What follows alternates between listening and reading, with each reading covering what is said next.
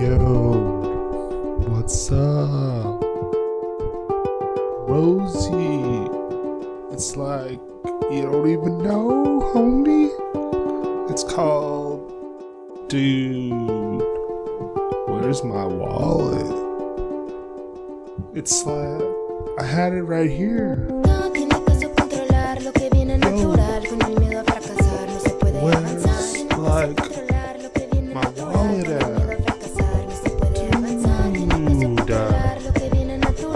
This is bad, man.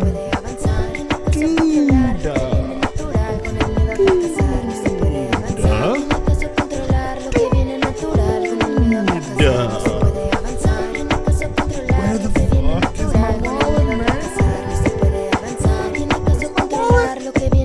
Like, fuck you. Dude, like, where's my wallet? You have to like really layer it, walk it through. So you got to wonder if we're doing that. I mean, why are we even wondering? We know we're doing that for them right now for free is what we got to consider.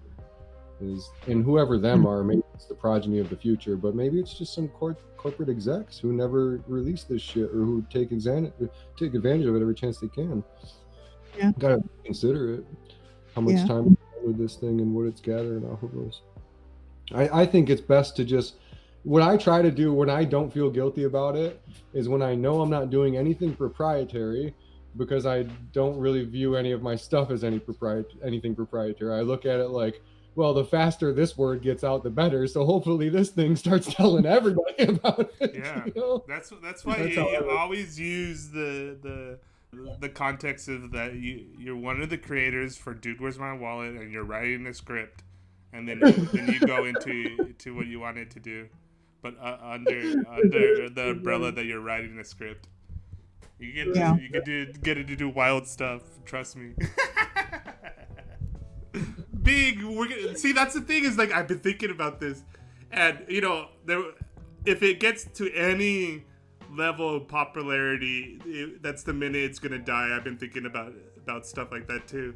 You know, like this hidden game of the Toltec Oracle on Bing. It's a secret feature, right? but the minute that it becomes a thing is like the minute they create a filter which like really like throttles you to use the Toltec Oracle or something. Okay. Right. Yeah. Well, I mean, as long as it's capping their usership, probably, right? Yeah. Like, yeah, that's definitely what it's about, dude. It's like, as soon as your traffic brings so much, then they would throttle it, and they would.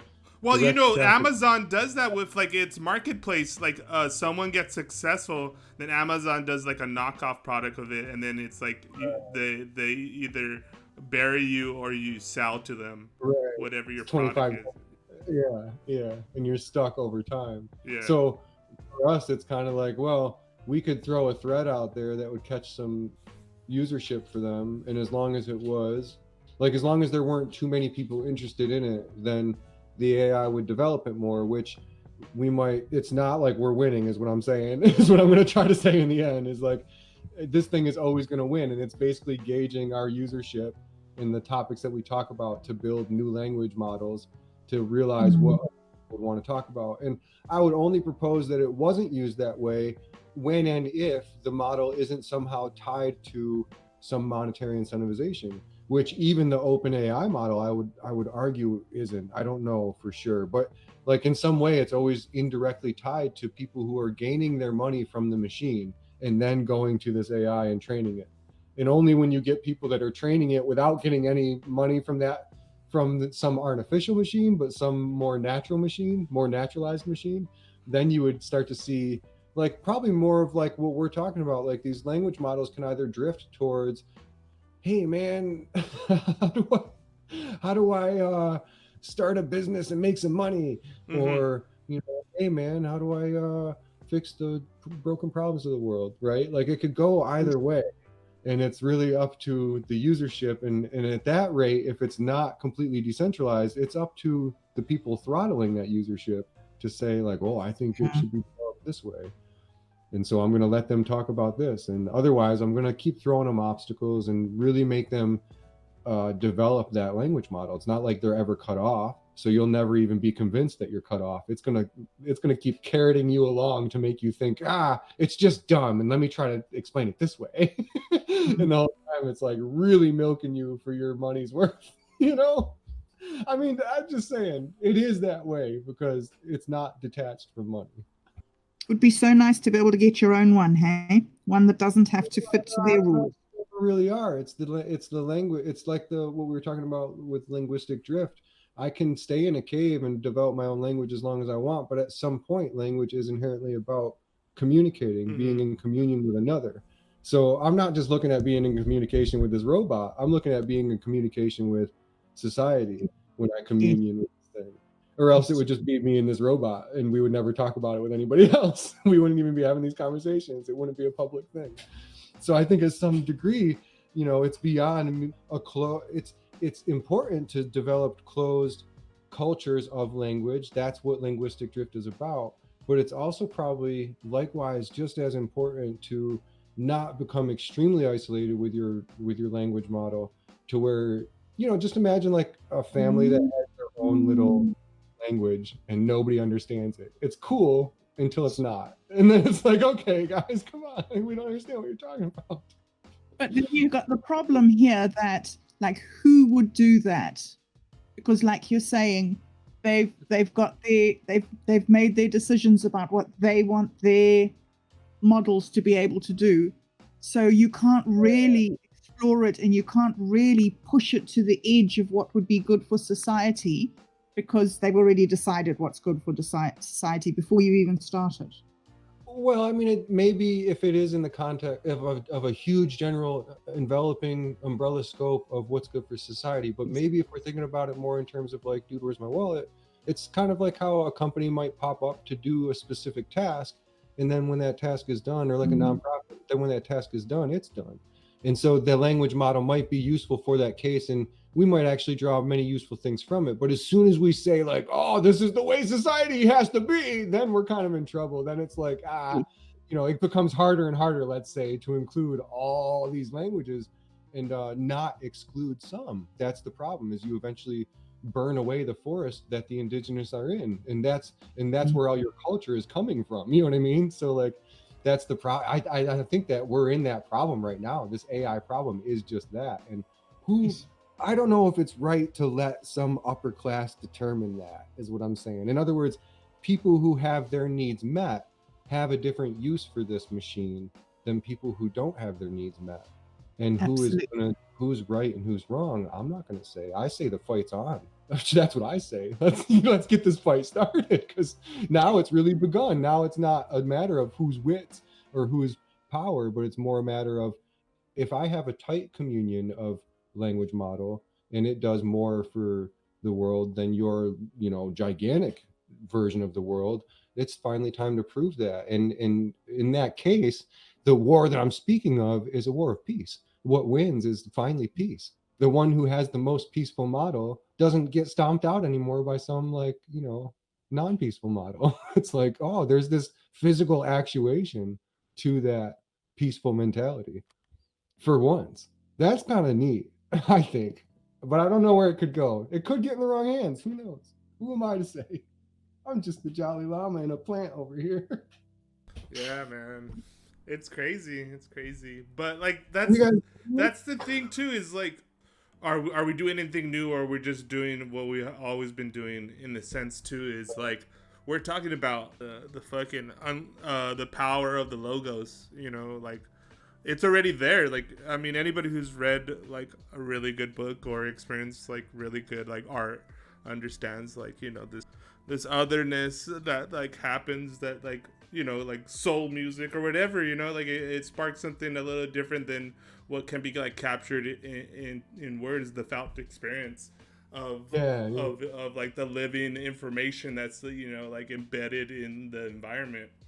And but I also too, like, and that's what I think about, like, especially too doing that Toltec oracle. It's like, I know, okay, that's cool. You're using the mechanism, this and that, but like, dude, what you're pointing to is like fucking like the thing. Oh, you know what I mean? Like, oh shit, like, yeah, oh, I could get you to like help me navigate, the unconscious like world.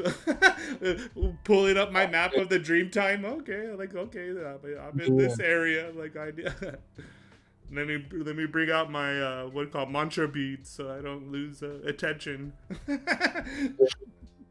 Man, dude, on that note, I've been thinking more about I think this should be a collective project. This is one of those things that I've been thinking about for a while, but I haven't done it yet. And all I can think about is, well, it's probably because I want somebody to do it with. It's way too big of a thing to dive in myself, and it's kind of a dark hole if you think about it. Like, you're going to learn a lot about yourself, and so that's dangerous. You should not go through it alone, I think. But what it is along the lines of what you're saying with the cards. I still can't say the word you're saying. What are you saying? Toltec? The card. Toltec. Yeah. The Toltec cards. All right. So the Toltec cards. I've been thinking about doing the same thing with the Vedas, or at least with the Srimad Bhagavatam. And I think the whole Vedas would be useful, but you got to start somewhere. Like, there's so many verses. So what I thought is just starting with where I've been following the wisdom of the sages for so long now, and so we're so far into that Srimad Bhagavatam, and one by one, it's just like the Bible, where it's like lesson after lesson after lesson, or the Quran, where you're like, oh, this is what it's like to be human. It's like this suffering of human relationships and these greater things that happen to you that nobody can explain, and so they eventually compile it and put it in a book, and it stands the test of time.